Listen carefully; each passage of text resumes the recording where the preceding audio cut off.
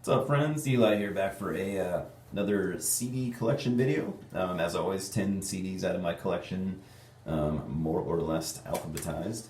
Um, got some nice curveballs in here. I also, by the way, I plan on doing a new stuff video probably this weekend. I actually have some cool stuff that I've been sitting on, and I have a couple things coming in from friends and stuff, so that'll be a lot of fun. Got some stuff in there that I'm not typical stuff that I usually buy, so it'll be fun to talk about. Yeah, there are a couple curveballs in this stack. Like we'll start with this is literally, I don't own anything else like this in my collection. I have very little like electronic music. I think this is, I can't remember if this is like considered industrial. Let's just call it electronic music. It's kind of dancey. It's kind of industrial-ish to my ears, to my, non-seasoned electronic music ears. We have Front 242 with the official version, and that is the name of the album. When I first got this, I was really confused. Like, what's the album called? It's called Official Version. This came out on the kind of a fan favorite label from back then called Wax Trax. So a lot of you guys will know that. Get into this kind of stuff. I don't know. I'm not really, but I do kind of enjoy this. So yeah, I know Eric Bauer. I want to say he's a fan of this stuff. I could have sworn he mentioned this band either to me or somewhere at some point, but I don't remember what year it came out. I'm not seeing a date on the back, so I don't know if it's like 80s or 90s. Yeah, anyone into Front 242 or Wax Trax stuff? Is there anything else maybe I should check out from this label? For the last probably at least 10 years, I've been kind of slowly getting into electronic music. I kind of started with like some ambient stuff, a little bit of dark ambient, a little bit industrial. Like I do like some Ministry, I do like some what's that? Definitely Ministry, but I like some Skinny Puppy from what I've heard. Anyways, let's move on, rambling about shit that I don't know anything about. But yeah, if you have any electrical or electronic music recommendations, feel free to, shoot maybe one or two my way. If you throw me too many, I'll get confused and I'll get overwhelmed and I'll end up not checking any of it out. But next, death metal out of Russia. This band formed in 1995. A couple dudes from the Ukrainian, I think Ukrainian or Russian band, Old Waynes. Old Waynes were great. So this is like a death metal band. Some of those dudes did with some other dudes. So this stuff was recorded between 97 and 2002. We have Full Decay. Kind of interesting album cover, I guess. Self-titled, I think. Don't know exactly when this came out. It's not bad. So it's what got my interest is, I knew they were black metal dudes playing death metal, and I wanted to, hear what that would sound like. It's definitely kind of no frills, straightforward death metal. I've listened to this a couple times. I don't really, have any like reference points or good comparisons or anything. It's just, I would say it's just okay. There's a lot of good death metal out there, so it's kind of hard to justify why, you should go, seek out something that's just kind of mediocre. But I've never heard anyone talk about this band, so anyone like Full Decay? Anyone heard it? I don't know. Next we have the kind of cult band at this point, Funeral from Norway. They started off playing doom death metal. This band is actually, I've seen them credited by a lot of people for basically starting Funeral doom, like maybe not starting the genre, but like maybe just because their name was Funeral. I don't know. I just feel like yeah, they're credited for helping create the genre, basically. I don't know how much truth there is to that. I don't listen to a lot of Funeral doom stuff. I do like some. So this album came out in 2007 on Candlelight Records. So this band started off, yeah, like a very bleak, super bleak doom death band. I guess you could maybe even call it funeral doom. Later on in their career, and they're still putting out albums. And with this one and onward, and maybe a little before this, but they became just like a gothic doom band. From what I remember, there are no death metal vocals on here. It's kind of like, you know, later era My Dying Bride. The no death metal stuff doesn't mean it's not good. This is actually very good. This is a very good, like, gothic doom album. Super well written. Musicianship is great. Even the vocals are really good. Songwriting is impeccable. I think this is a very, very, very good album. If you like doom, you know, specifically like the kind of gothic doom that like My Dying Bride would do, like mid-period My Dying Bride, I think you really dig this. More doom. I don't listen to a ton of doom, to be honest, and I don't have a ton in my collection, but I do have some. This band was getting a lot of hype even before this. I think this is their first full length, might be their second. Funeral Circle out of, god damn it, are they from Canada? I'm sorry. I don't remember for sure. This came out on Shadow Kingdom Records in 2013. Oh man, Canada. No, I think they're from the UK. Scotland, I think. I'm gonna stop guessing. You tell me. I think the UK, particularly Scotland or England. Anyways, what we have here is doom metal of the more epic variety. I wouldn't say they sound exactly like Candlemass, but they are playing kind of a Candlemass meets maybe a little bit of Saint Vitus thrown in there. Yeah, definitely epic doom. For me, you know, the epic doom style is kind of hard to pull off because, first of all, I mean, you got to be a really, really good band. You have to, you know, your songwriting chops have to be, you know, above average. You have to have preferably a very good singer, which I think a lot of these kinds of bands kind of let me down a little bit. You know, when you're used to hearing, like, you know, all the singers Candlemass have had over the years, it's hard to settle for less. But what's the guy's name? Patrick? No, not at all. Jeremy Hannigan does a really good job. He's a very good singer. I don't know what else he's done. I can't remember. I have looked into his like discography before, but I can't remember what happened to this band. They had a lot of hype around 2010 to like 2014 or so, and I just haven't heard anything from them. Maybe I'm just not looking. Maybe I'm not paying attention. But I think a lot of you that are into doom, you most likely know Funeral Circle. I need to give this album another listen because it's been a while, and I really do like, you know, the more epic doom style when it's done really well. And this is above average. So this I just ended up getting last year. I had been wanting to get for quite some time, or at least I had been wanting like just something from this band. They are like basically a cult, not a cult, but like a cult black metal band out of the U.S., the Ohio area specifically. We have Funeral Pyre. This is a pretty flimsy digipack, I'm not gonna lie. It's not a super high quality product. This came out on Dismal Records and Psycho Slaughter out of the Cleveland area, Dismal Records anyways. So what we have here is 3 demos. I can't remember if I want to say this is all the shit they ever did. They just had 3 demos and they're all on this disc. I very well could be wrong, but dude, when were these recorded? I want to say mid to late 90s. Yeah, mid to late 90s, 94 and 97. So back in the mid 90s, or even early mid 90s, and actually to this day, but back then specifically, Ohio had a really, really good metal scene.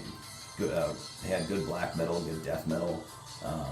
Ohio's always been, to me, kind of like an underrated region for heavy metal. So yeah, Funeral Pyre.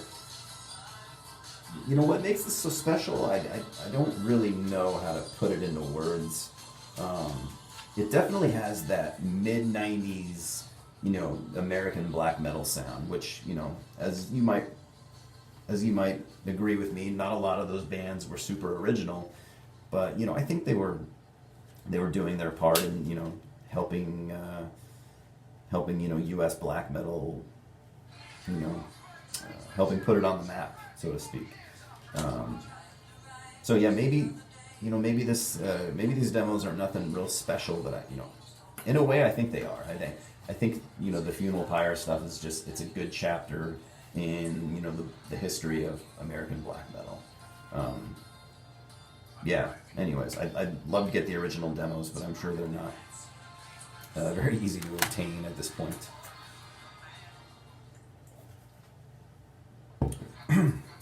Next, we have Mexico's Funereal Moon with Go to the Necro Abyss. It's quite the cover art right there, huh?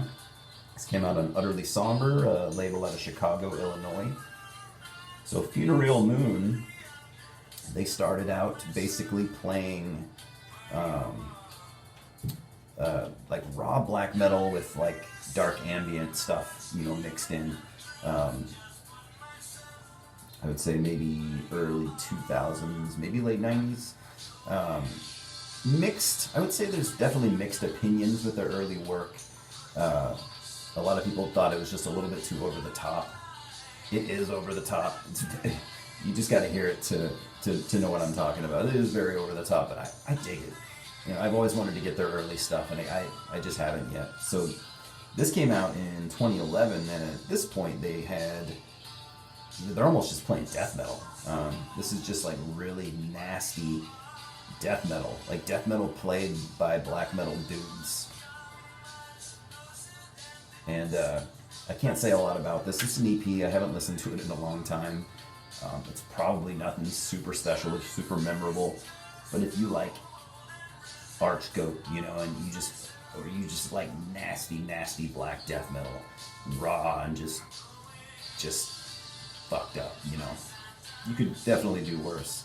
I want to say these guys have released something recently, and I know they definitely have a fan base, but I don't know, I think they're kind of underrated. I've always liked them. I wish I had more of their stuff, but someday I will, hopefully. So I've only acquired this like last year. I'd always wanted to get this band's classic debut album. When did it come out? 86 or 87? Maybe later than that, I can't remember, but we got Funeral Nation with After the Battle 25. This is a re-release of their classic debut album. Was it called After the Battle? I don't remember. So what you have here is you have their classic debut album from late 80s. Like I said, I'm sorry, I can't remember which year. Then you get a second disc of some demos and alternate versions of songs and a couple live tracks. This is Live Europe. Sorry, I don't know when this came out. I think it was self-released by the band. I could be wrong, but anyways. Funeral Nation are basically like a cult thrash. A very cult U.S. thrash band, I think from the Chicago area. Like I said, late 80s, I think they were starting, mid to late 80s. Kind of, you know, a very vicious thrash with almost kind of a death metal edge.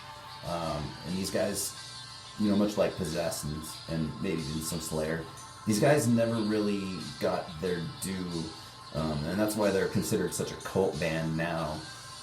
I don't know the band history. I'm sure there's a reason why they never, you know, broke into the, not the mainstream, but why they never got bigger.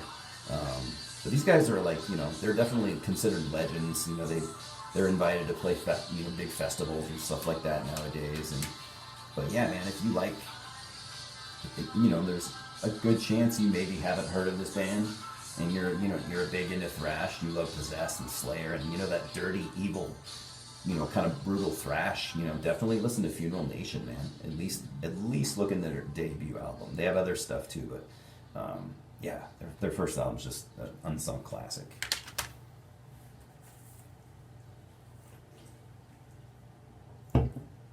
Now we have the debut album from Gall's Weird, featuring Gall X Gorgoroth. This came out, in 2019 on Season of Mist. So the story here is Gall, he was just going to call it Weird, but I guess he didn't know there was already a Weird from Finland who had been active for over a decade. So he called it Gall's Weird. I don't know, whatever. Album is Gastier Ghosts Invited. I definitely had mixed feelings about this album, but after listening to it a bunch, I like it. I don't know if I said, but it came out on Season of Mist. Kind of not the greatest quality digipack. So obviously it's got Gall on vocals, and then some other Norwegian dudes in the band. I don't remember exactly who they are.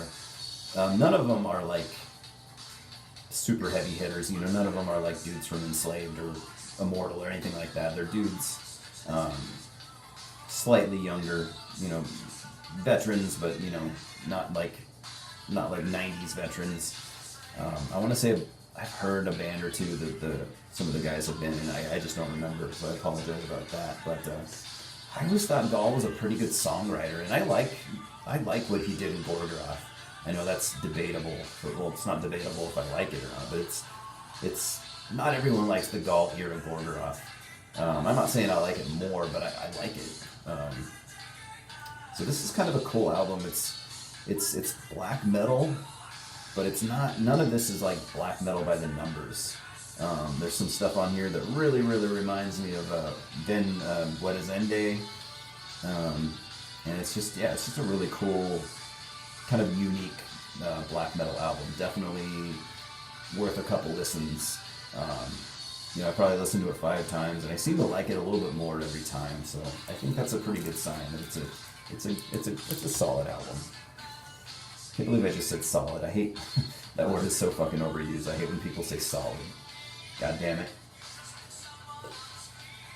Got a couple more left. This is, I believe, a compilation. We have Gall Hammer from Japan, the dawn of Gall Hammer. This is a compilation. It's got a DVD on here that I've never watched. Some live dates, quite a bit from what it looks, from what I can see here. And then the CD's got, I can't remember exactly what. It's a compilation, so I think they're bonus tracks and stuff like that. This came out in 2007 on Peaceville Records. Did I show all that? Pretty sure I showed the front. So Gall Hammer, they kind of had a lot of hype going around there when they first came out in like the early 2000s or so. They might still be active. They're an all-female band. Just that they're a trio, as you can see on the front, and they play basically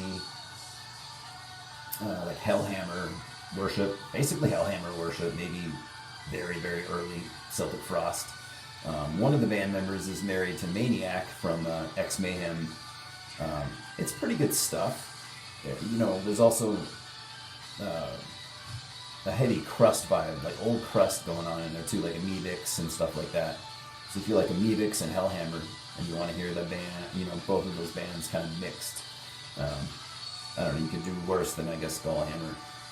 I've never really spent a lot of time with this, to be honest, but I think it's pretty cool for what it is. And last but not least, this is, I love this album, actually, and I wish I had their other stuff. I think this is the second album from this band. We have Gates of Ishtar, Finnish melodic death metal. 97 came out on Invasion Records and Death Records. Death Records was, I think, a sub label owned by Metal Blade, if I remember correctly. They put out some cool stuff, a couple gems.